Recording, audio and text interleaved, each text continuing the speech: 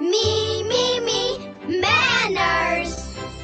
Don't forget! Mimi was so excited. Today she was visiting her neighbors, Mr. and Mrs. Poodle. They had the best cookies.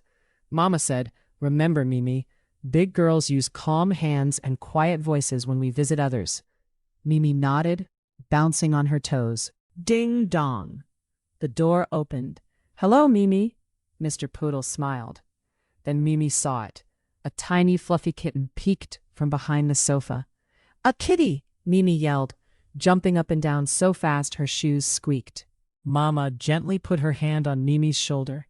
"Sweetheart, remember our calm voices." Mimi looked at the floor. She really wanted to zoom over and play with the kitten right away, but she knew yelling wasn't polite. Mimi closed her eyes for a moment and took a big, slow breath, just like Mama taught her. She opened her eyes and smiled softly. "May I please ask if I can pet the kitten, Mr. Poodle?"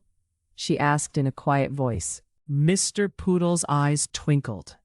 "Why, yes, Mimi, you may." Slowly and gently, Mimi carefully walked to the kitten and softly stroked its fur. The kitten purred happily. Mimi felt a warm, happy feeling inside.